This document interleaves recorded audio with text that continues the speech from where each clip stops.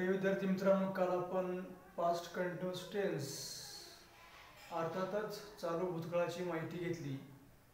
परंतु काल सांगण्याच्या ओघामध्ये पास्ट कंटिन्यूअस टेन्सचा अर्थ चालू वर्तमान काळाचा माझ्याकडून चुकीने झालेला आहे, तर तो दुरुस्त करून घ्यावा.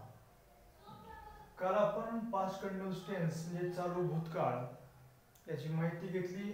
म्हणजेच काय, प्रत्येक कर्त्यासमोर वॉज आणि वेअरपैकी कोणते सहाय्यकारी क्रियापद घ्यायचं याची माहिती काल घेतली आणि त्याचा मराठी मिनिंग बघितला. परंतु आज आपण आपले 8 पुरुषवाचक सर्वनामाचे 8 वाक्य कशी बनतात ते बघूया.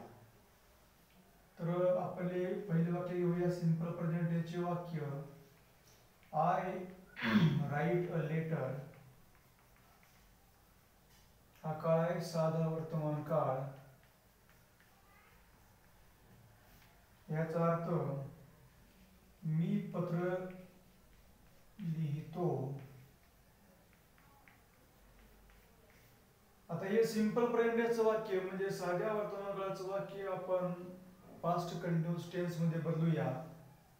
तर स्ट्रक्चर नुसार ते वाक्य आपण पास्ट कंटिन्यूअस टेन्स म्हणजे चालू भूतकाळामध्ये बदलूया.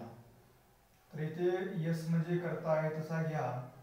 पुन्हा यसच्या पुढे काय यायला पाहिजे, वॉज यायला पाहिजे, कारण वॉज हे एकवचनी आलं. I was. येथे वॉज आणि वेअर पैकी वॉज घेतल्यानंतर वेअरचा संबंध संपतो आणि याच्या पुढे आयएनजी यायला पाहिजे. म्हणजे काय, क्रियापदाच्या मूळ रूपात आयएनजी प्रत्यय यायला पाहिजे. तर राईटला इथं आपण आयएनजी प्रत्यय लावूया. रायटिंग आणि कर्म आहे तर लेटर. तर या वाक्याचा अर्थ होतो आय वॉज म्हणजे मी होतो. ठीक आहे, मी होतो. परंतु रायटिंग अ लेटर म्हणजे काय, लिहित. मी पत्र लिहित होते ऑब्लिक होतो. ठीक आहे, मी पत्र लिहित होते ऑब्लिक होतो. ओके. तर आता आपण याच काळाचे दुसरे वाक्य बघूया.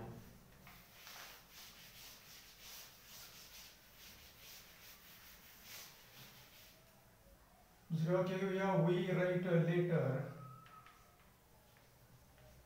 We write a letter. काळ कोणता आहे, साधा वर्तमान काळ आहे, साधा वर्तमान काळ. हे वाक्य आपण पास्ट कंटिन्यूअस टेन्स मध्ये बदलूया. We were writing a letter. ठीक आहे. वी राईट लेटर म्हणजे काय रे, आम्ही पत्र लिहितो. आम्ही पत्र लिहितो. वी म्हणजे अनेकवचनी आहे, त्यामुळे वेअर हे वी समोर अनेकवचनी सहाय्यकारी क्रियापद घेणं गरजेचं आहे. त्यामुळे we were writing a letter. आम्ही, वेअर म्हणजे काय, होतो. परंतु काय काय करत होतो, रायटिंग अ लेटर पत्र लिहित होतो. आम्ही पत्र लिहित होतो. ठीक आहे. तर आयएनजी म्हणजे काय रे, राईट म्हणजे लिहिणे, इथे रायटिंग म्हणजे लिहित. लिहिणे मधलं शेवटचं एक मात्र असणार अक्षर इथं काढून टाकायचं, तिथं त लावायचं फक्त. रायटिंग म्हणजे लिहित. दुसरे वाक्य घ्या. यू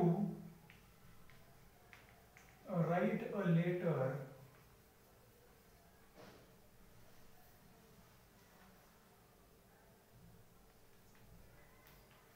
साधा वर्तमान काळ.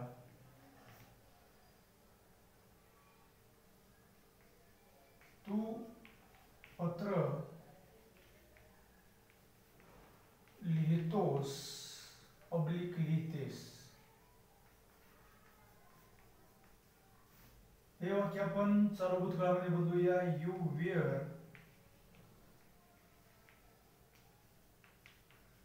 Writing a letter. तू पत्र लिहित होतीस ऑब्लिक होतास. होतीस ऑब्लिक होतास. आणि अनेक वचनामध्ये तुम्ही पत्र लिहित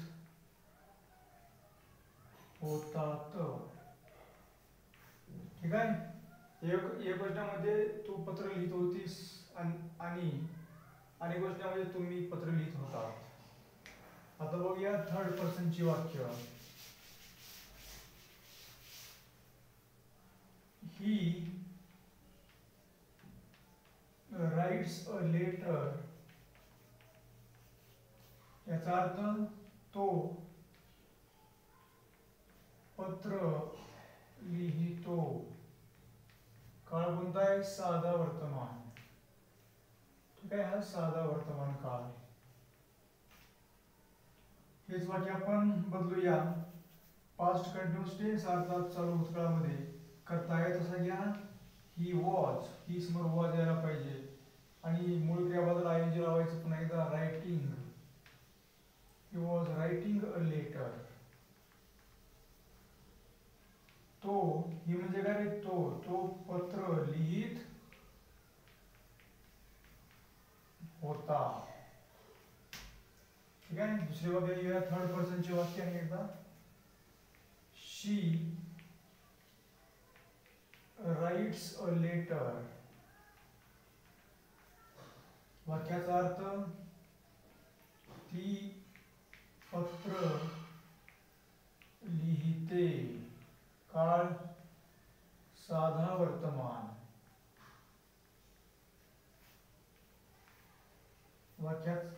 हेच वाक्य पास्ट कंटिन्यूअस टेन्स मध्ये शी वॉज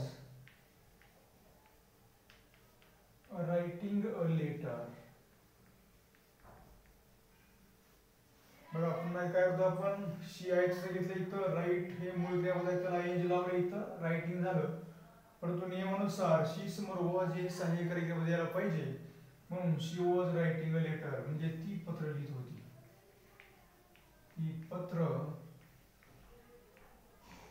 लिहित होती. ठीक आहे. आता लास्टच्या शेवटचं वाक्य घेऊया.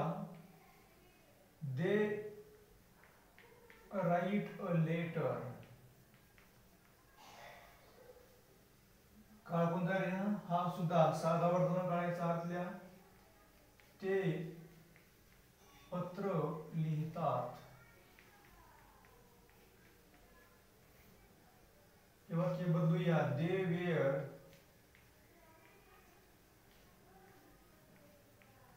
Writing a letter. म्हणजे काय बघा, दे म्हणजे काय? एका म्हणजे जास्त. ते पत्र लिहित होते. ओके, ते पत्र लिहित होते. तर आज आपण सिंपल प्रेझेंट टेन्सची वाक्य पास्ट कंटिन्यूअस टेन्स मध्ये घेऊन कशी बदलली हे आपण पाहिले. परंतु आपण प्रत्येक काळातील मराठी सफिक्स वेगवेगळे आहेत, प्रत्येक काळाचं स्ट्रक्चर वेगवेगळं आहे, ध्यानात ठेवून वाक्याचा अर्थ लिहावा. धन्यवाद.